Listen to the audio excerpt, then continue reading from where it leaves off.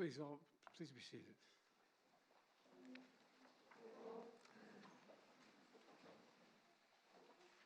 I have to say at the outset, I've had the great honor, and we have other Medal of Honor recipients here, and that I've been able to give one of those medals.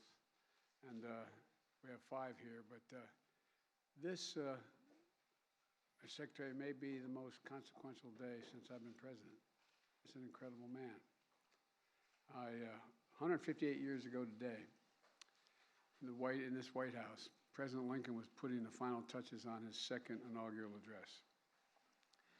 And he wrote, "Let us strive to finish the work we are in, to bind up the nation's wounds, and care for him who shall have borne the battle."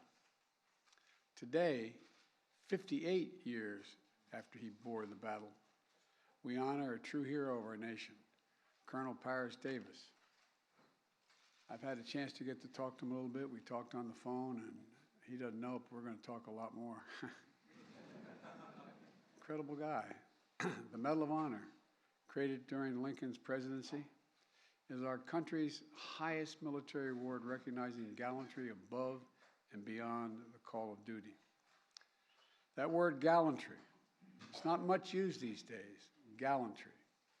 But I can think of no better word to describe Paris, to describe you. I really can't. Gallantry. And everyone here feels exactly the same way.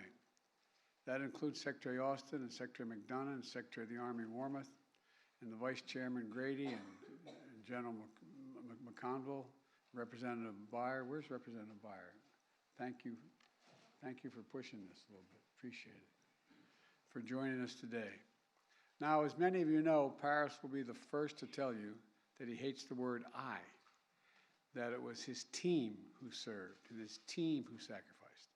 So today, I'm truly honored to welcome one of those teammates, Ron Dice. Where's Ron? Ron.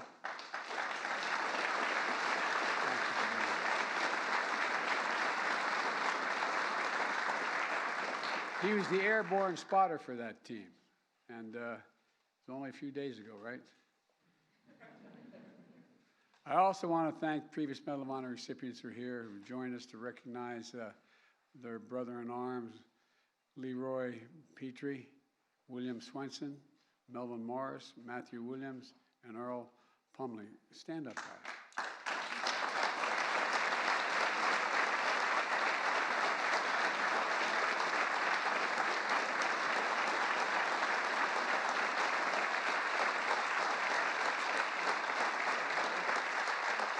You're looking at courage in the flesh.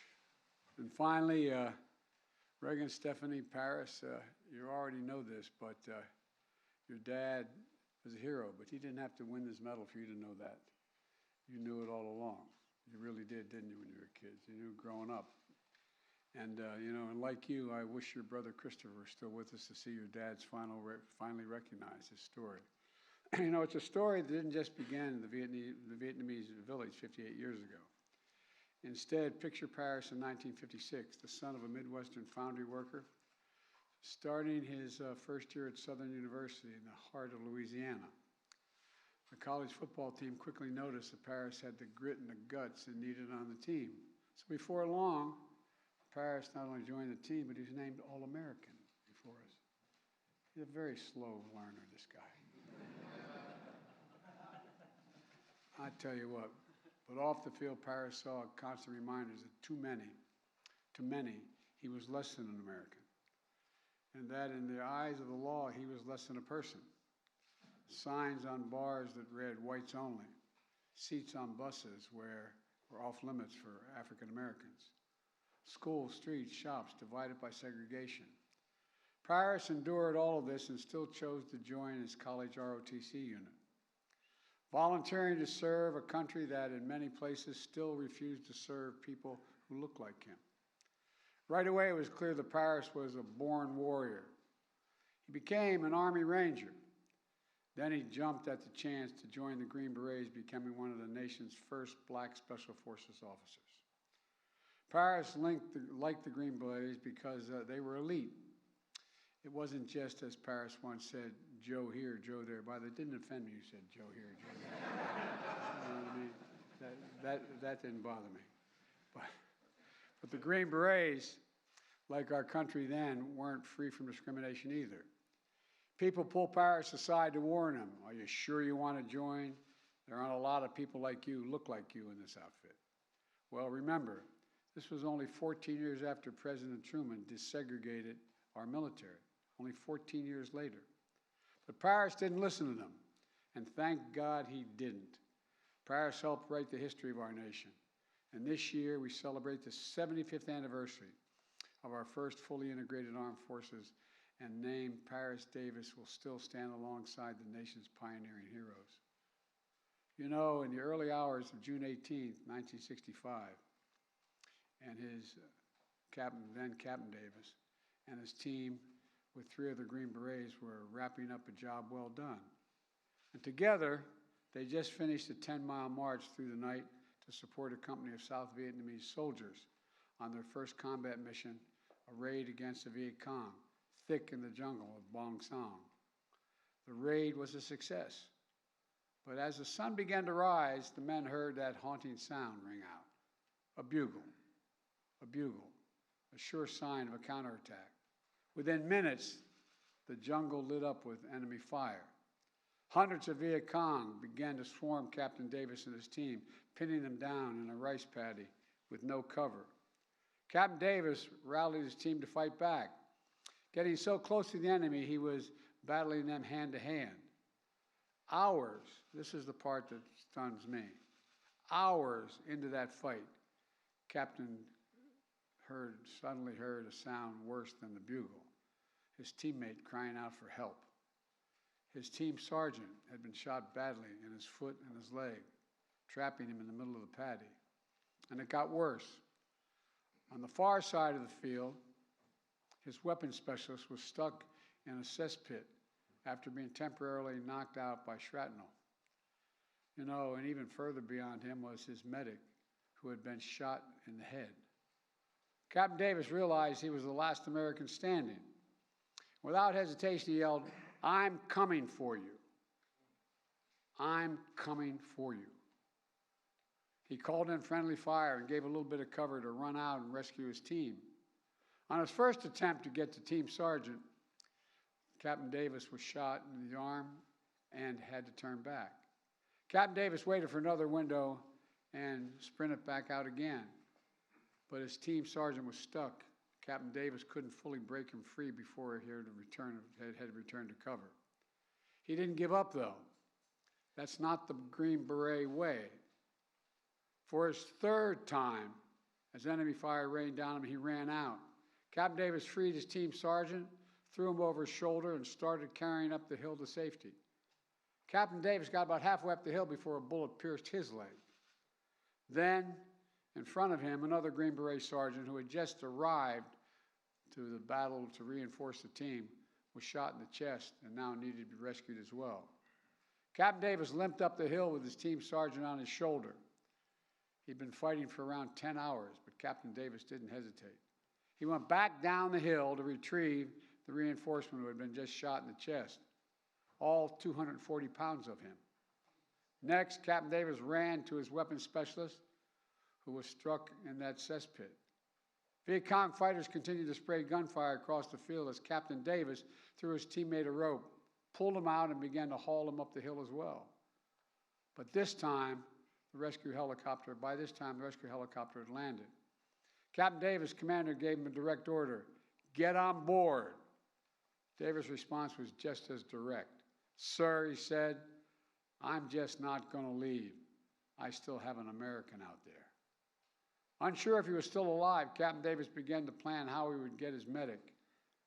Just the day before, the medic had found out he was the good news. He was a new father.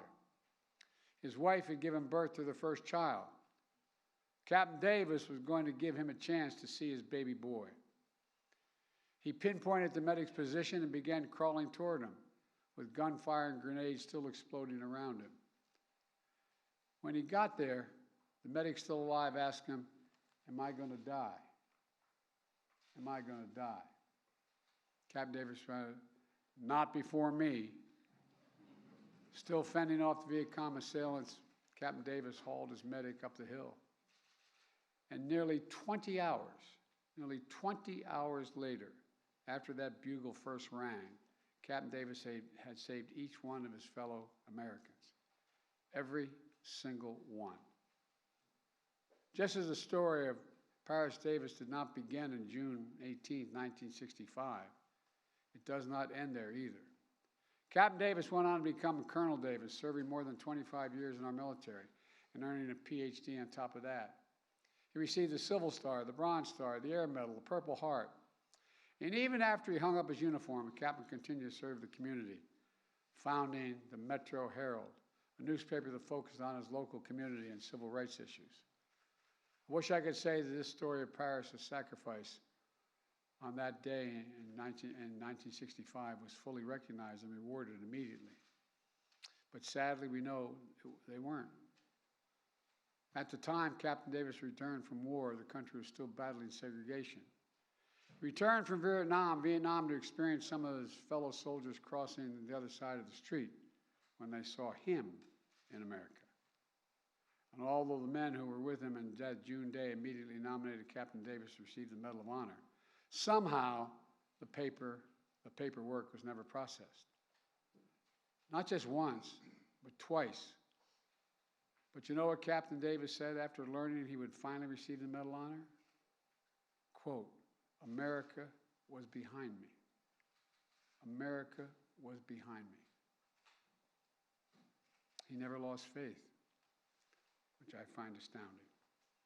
He never stopped believing in the founding vision of our nation, a vision that Lincoln kept alive 158 years ago, and a vision Paris fought to defend 58 years ago. This vision for a more perfect union, one where all women and men are created equal. You know, we're the most unique nation in the world. We're the only nation founded on an idea. Every other nation is founded based on a philosophy, based on ethnicity, religion, whatever, an idea. It's captured in, we hold these truths to be self-evident, that all men and women are created equal, endowed by their Creator with certain inalienable rights, life, liberty. We've never fully lived up to it, but we've never walked away from it. This is evidence we're still not going to walk away from it. Look, folks, we never ever walked away from our troops who dare all and give all to our nation. Paris, you are everything this medal means. I mean everything this medal means. And look, you're everything our generation aspired to be. You're everything our nation is at our best. Brave and big-hearted, determined and devoted, selfless and steadfast. American. American. And now, at long last, it's my great honor to ask Lieutenant Colonel Rowe to read the citation.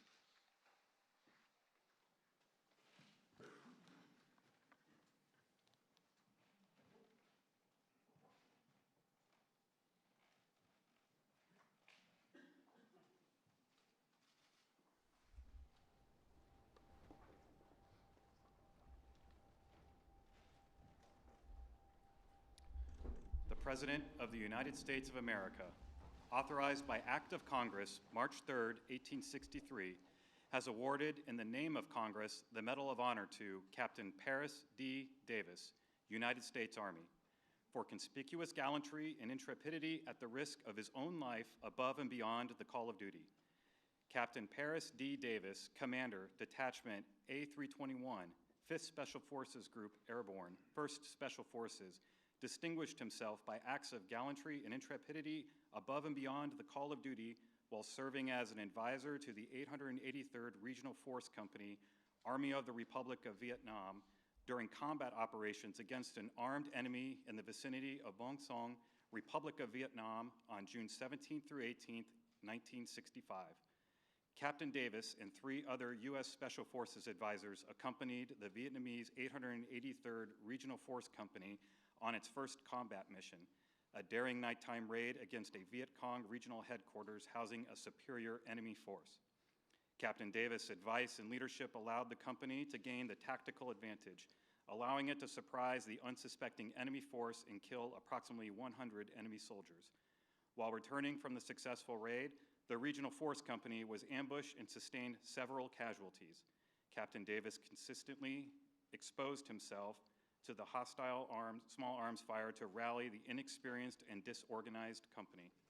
He expertly directed both artillery and small arms fire, enabling other elements of the company to reach his position. Although wounded in the leg, he aided in the evacuation of other wounded men in his unit, but refused medical evacuation himself. Following the arrival of air support, Captain Davis directed artillery fire within 30 meters of his own position in an attempt to halt the enemy's advance. Then, with complete disregard for his own life, he braved intense enemy fire to cross an open field to rescue his seriously wounded and immobilized team sergeant. While carrying the sergeant up a hill to a position of relative safety, Captain Davis was again wounded by enemy fire. Despite 2 painful wounds, Captain Davis again refused medical evacuation, remained with the troops, fought bravely, and provided pivotal leadership and inspiration to the Regional Force Company as they repelled several Viet Cong assaults on their position over a period of several hours.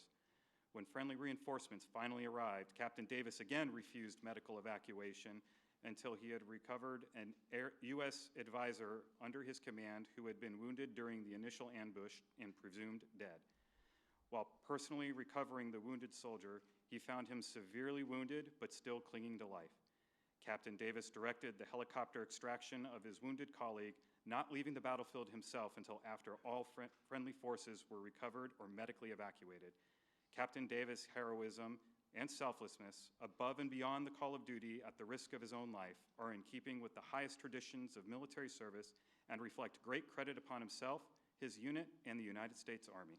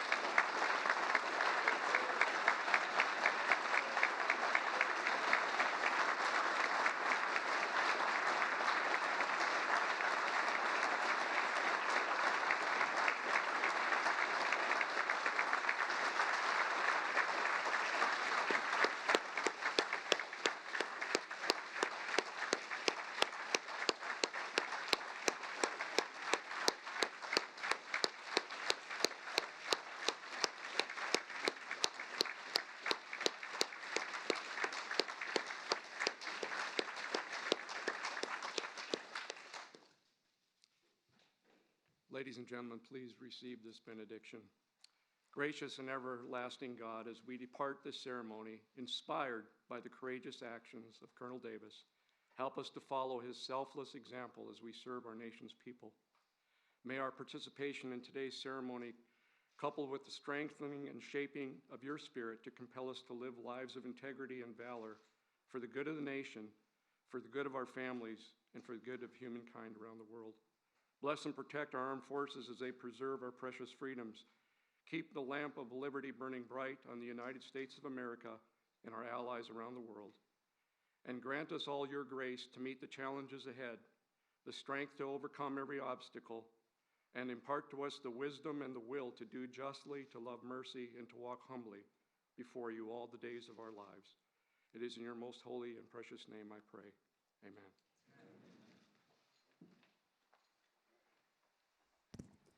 Distinguished guests, please remain in your seats as the President departs. Thank you.